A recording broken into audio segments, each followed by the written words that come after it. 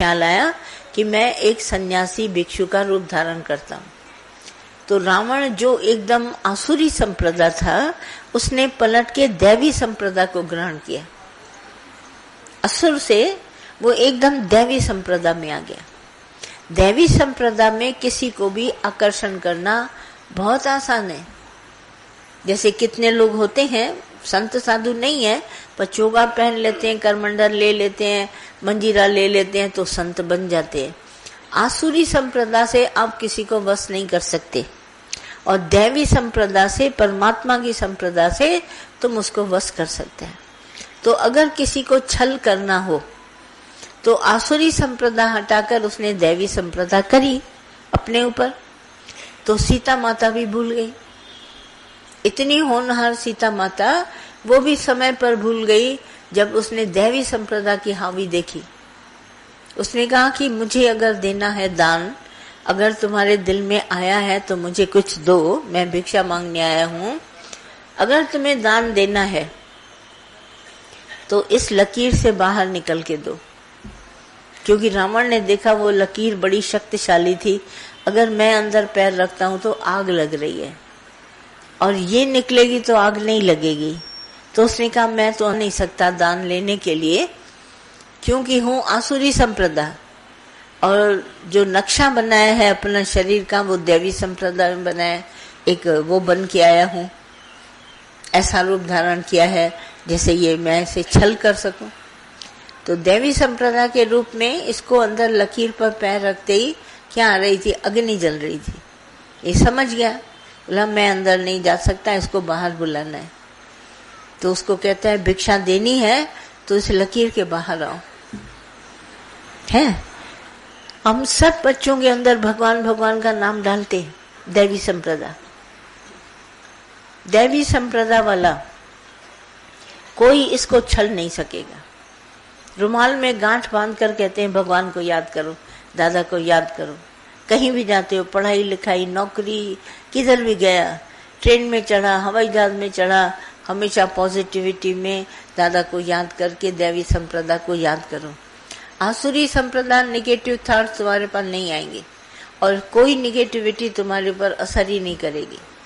अब बाहर संसार में सब है निगेटिविटी, जहां जाओ अपना मन में छल रावण की तरह, और बाहर से भेष धारण किया है। इतना प्यार से, इतना मीठा और इतना धीरे बोलते हैं। आप टेलीफोन पर कभी बच्चों को बात करके देखिए, आप पास बैठे होंगे, आपको एक अक्षर उसका सुनाई नहीं देगा, और उनके दोस्त सब सुन लेते हैं। जिसको फोन किया वो मिनटों में कैच कर लेते हैं, इतनी धीमी आवाज में बोलते हैं। तो इसीलिए चोर छिपाए इनके मन में कि मेरी बात कोई और न सुने। तो इसलिए इनको अंदर में भगवान डालो, परमात्मा डालो, तो आसुरी संप्रदाय असर नहीं करेगी। इसीलिए ये रावण ने क्या किया, छल उठाया। और भी भेष धारण कर सकता था पर नहीं किया, ये भेष धारण किया और उठाया उसको और ले गया। तो जब ये बाहर सीता निकली लक्ष्मण रेखा से बाहर, तब उसका असली रूप आया। असली रूप आया और वो विमान पर इसको ले गया। जब तक अंदर थी रेखा से तो इसका नकली रूप दिखाई दे रहा था। हाँ, जब तक हम लोग रेखा के अंदर हैं तो प्रोटेक्शन है। हम भगवान के पास बैठे हैं तो मेरे सामने माया का नकली रूप है। असली रूप इसका तब आएगा जब मैंने रेखा के बाहर कदम रखा।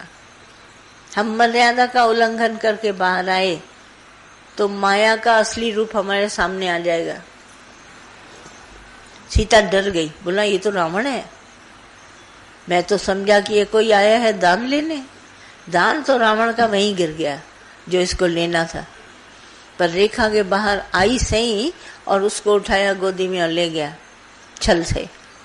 तो ये माया में भी छल है, ये तुमको इसी तरह छलती है। रूप इसका बहुत अच्छा है, इतना प्यारा माया का रूप है, आपको दिखाई देगा ये सब सच है। चाहे ग्रस्त में माया का रूप बड़ा सच है। बाल बच्चे ऐसे गिरते हो, अक्कन चक्कर रखते हो कि जैसे हम भूले थोड़ा, ये तो हम सबको करना है ना। इंडोनेशिया में हमारी एक थी, दादा के टाइम के होते हुए, तो दादा ने जब बोला भगवान है भगवान है, तो उसने ज्ञान ले लिया इसी तरह का गलत रूप में, वरना शरीर तो प्रकृति है। देखो क्या है भगवान, कैसे है, देखने में हम सबका आकार है, किसी न किसी फॉर्म में है, और शरीर का आकार तो जरूरी होगा, स्वभाव भी हमारा होगा। तो ये जो प्रकृति है, इसको हम आकार को प्रकृति कहते हैं। स्थूल शरीर, मैंने ओम के अर्थ में आपको बताया कि ऐसा आकार है, और उसके अंदर छिपा हुआ सूक्ष्म शरीर। मेरे अंदर क्या बात छिपी है, दुनिया वालों के अंदर क्या बात छिपी है, ये सूक्ष्म शरीर है।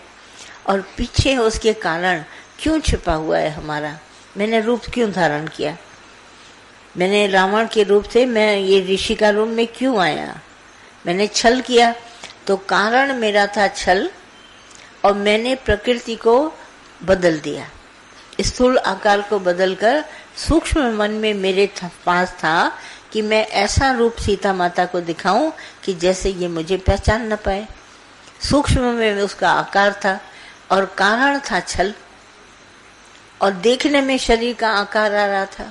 तो पहले हमारा आकार, फिर मेरा मन, मैं छल रहा हूं इसको, कारण है मेरे पीछे कि मैं माया में जाऊंगा तो मैं इसको वश कर लूं, रीजन हमारा ये है। तो तीनों देखा, वो बेचारी भूल गई, उसने क्या देखा होगा, आकार, है ना। और हम सब क्या देखते हैं, आकार। आकार के पीछे जो सूक्ष्म बात है ठगने की, वो किसी को नहीं पता। कारण है पीछे, कारण ये है कि मैं इसको छल के ले जाऊं, ये भी नहीं सीता माता को दिखा, और जो अंदर असली रूप था रावण का वो भी नहीं दिखा, और नकली रूप दिखा कि ये सन्यासी है और मेरे को लेने आया है। तो माया का भी ये नकली रूप है, दुनिया में घर गृहस्थ में जहाँ भी है ये माया का नकली रूप है। तो नकली रूप के पीछे जो सूक्ष्म और कारण छिपा है, ये हमारे में से किसी को नहीं मालूम। तो हमको गुरु ने कहा है सिर्फ सावधान, और कुछ नहीं कहा है कि उसको ओपन करो, खोलो, या माया ऐसी बोला नहीं। ये माया का नकली रूप है जो मुझे दिखाई दे रहा है, जो तुम्हें दिखाई दे रहा है वो भी नकली रूप है, पर माया का संग नहीं करना। और कुछ नहीं बोला, बोला माया का संग नहीं करना। वो एक फुटपाथ पे चले, तुम चेंज करना दूसरे फुटपाथ पर। अगर इतना डिस्टेंस रखते हो बीच में, देखना नहीं, सुनना नहीं, बोलना नहीं, कुछ नहीं, तो बच जाओगे। और ज्ञान सुनते चलो, जब ज्ञान तुमको अंदर पक्का हो जाएगा तो सूक्ष्म और कारण तुमको पता चल जाएगा।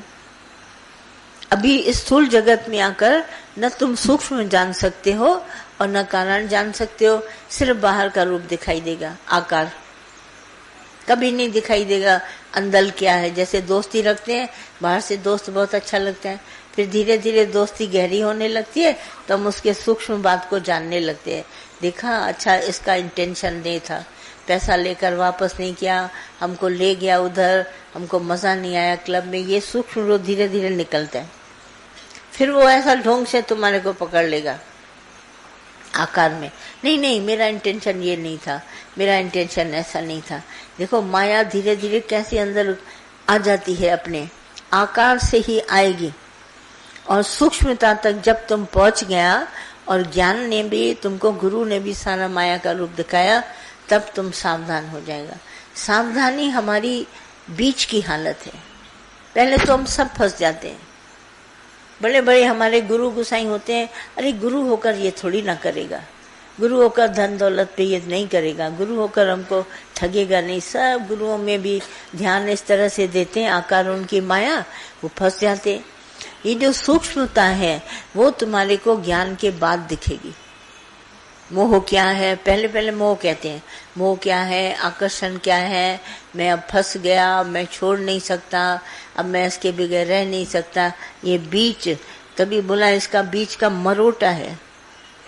कपड़ा तो पहले खोल के पानी में डालेगा, साबुन भी लगाएगा, सब कुछ करेगा, पर ये साबुन और पानी निकालना है तो बीच का मरोटा, ये मरोटा जब हम ऐसे इसको ट्विस्ट करके एकदम से पानी और साबुन निचोड़ते हैं तब बड़ा कष्ट होता है। पर ये माया में जाते ना, बीच का मरोटा कौन खावे, बड़ा मुश्किल है बीच का मरोटा, अटक गया, बोला अब तो ये अटक गया, आएगा मेरे पीछे पीछे, जैसे हिप्नोटिज्म होता है ना, बोला ये आएगा खुद ही पीछे पीछे, और सुनसान गली में जाकर तुम्हारे जेवर उतरवा लेगा, तुम्हारा पर्स लेगा, तुम्हारा ये करेगा। तो ये माया में जो बीच का मरोटा है वो तुम उसको पहचान नहीं पाते। आकार तो सभी को दिखेंगे, काला सफेद सबको दिखेगा, पर ये बीच का मरोटा जैसे हम ज्ञान सुनते हैं तो हमारा विवेक जागृत हो जाते हैं। विवेक जागृत होता है सिर्फ हमारे अंदर, हमको सच झूठ की परख आने लगती है। तो मैं जैसे ही परखने लगता हूँ इसको, फिर हम सावधान हो जाते हैं। सावधानी बहुत जरूरी है। चाहे कितनी भी आप घर वालों से, भले आपके बाल बच्चे अच्छे हैं, पति अच्छा है, माता पिता अच्छा है, धन दौलत अच्छा है, बिजनेस अच्छा है, पर ये हमको किसी तरह अटका न ले। मेन बात हमारी ये है, ऐसे नहीं कि मेरी लाइफ इनमें अटक गए और मैं बीच में रह जाऊं। मुझे तो पाना है परमात्मा, मैं अटकूंगा तो भगवान नहीं मिलेगा, यहाँ टाइम बहुत वेस्ट होगा हमारा। तो इसीलिए हम अटकते नहीं हैं, हम सावधान बहुत रहते हैं। तो सावधानी, जब तुम्हें बीच की सूक्ष्म बात का पता चला तो कितना सावधानी लक्ष्मण सीता को दे गया कि लकीर से बाहर नहीं निकालना, सिर्फ सावधान करके गया। बोला घर के अंदर बैठी हो, रहो आराम से, पर इस लकीर के बाहर नहीं निकलना। हाँ, तो अंदर ही रही तो सेफ थी, कोई नहीं आ सकता था, रावण भी नहीं आ सका। पर सावधानी टूटी, असावधानी हो गई तो अब माया आएगी। जरा सी नजर टूटी, ऐसे ही हम सब बैठे हैं, देखने में इतने अच्छे, कोई बुरा नहीं है, सब परमात्मा का रूप है, पर उसका सूक्ष्म दिखाई नहीं देता, मन वो दिखाई नहीं दे रहा, क्या इसका इंटेंशन है, ख्याल क्या है। जहां उसने उस ख्याल को तुम्हें शो किया, तुम सावधान हो जाएगा, बिल्कुल सावधान में बोला नहीं भाई, इसका बिल्कुल घर आना जाना बिल्कुल बंद, मैं बात नहीं करूंगा, ना आऊंगा न जाऊंगा, बैठूंगा। लकीर से जरा सा भी बाहर निकला, अंगूठा भी पैर का बाहर आया, कट जाएगा, फिर अंदर आ गया, सेफ हो जाएगा। ये माया में मीठी मीठी बातें, ये मीठे मीठे उनके खेल, ये उसमें तुम्हारे को गुमराह कर देंगे। इसीलिए हमारे दादा ने क्या किया, बोला माया में जाने का काम होता है सवेरा, गृहस्थ के लिए सारा दिन ध्यान जाता है, बच्चे स्कूल गए, उसको नाश्ता मिला, उसको ये मिला, वो ऑफिस गया, ये घर की माया। तो बोला सवेरे सत्संग में निकल आओ, और शाम के समय मेहमानों का आना और पार्टी वार्टी होना, बोला सत्संग में निकल आओ। दोनों बड़ी माया से हमको गुरु ने बचा दिया। बोला मुझे तो सत्संग जाने, हुआ करें घर में पार्टी, बोला बाद में आ जाएंगे, सवेरे भी बच्चे स्कूल जाएंगे, जिसके बच्चे हैं वो संभाले, जिसका घर है वो संभाले, मैं जाके सत्संग से हो आऊं। आप आएंगे घर में, सब घर खाली मिलेगा, नाश्ता खाइए, इज्जत से प्यार से बैठिए। आपकी दोनों माया दादा ने काटती, 2 टाइम का सत्संग देकर। अगर तुम नियमी बनो तो ये माया कट गई, तुमको कभी खाएगी नहीं। फिर जाके 10 बजे जाके दुकान खोलो। दादा कहते थे हर काम 10 बजे के बाद शुरू होता है दुनिया का, 10 बजे से पहले तुम खा लिए। तुम 4 बजे उठो, 5 बजे उठो, भले दूर घर है, आओ दूर से। हमारे पास कानपुर से 2 घंटा लगता है लखनऊ पहुंचने में, और सत्संग के टाइम आना जरूरी है। तो बेचारे 4 बजे घर में उठते हैं, खाना बना के थोड़ा बहुत देख के वहां से 5-6 बजे निकलते हैं, 8 बजे हमारे पास पहुंच जाते हैं सत्संग में। 2-2.5 घंटा जो भी लगे और सत्संग में आते हैं, क्योंकि एम है सत्संग। तो 4 बजे घर छोड़ेंगे, फिर तो जाके सारा दिन फ्री है, सोए धोए खाए पिए। तो आने के लिए हम सबको पुरुषार्थ और सावधानी। तो सीता माता जरा सी सावधान होती, लक्ष्मण की बात को बार बार याद करके, तो आज आसुरी संप्रदाय दैवी संप्रदाय के ऊपर कभी हावी नहीं होती और बच जाती।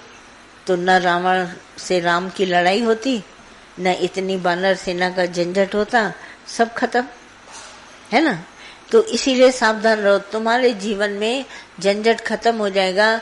तुम गुरु का ज्ञान सुनेगा, तुम्हारा एम होगा भगवान पाना, भले लाख तुम्हारे आगे माया होगी पर तुम उससे इम्प्रेस नहीं होगा।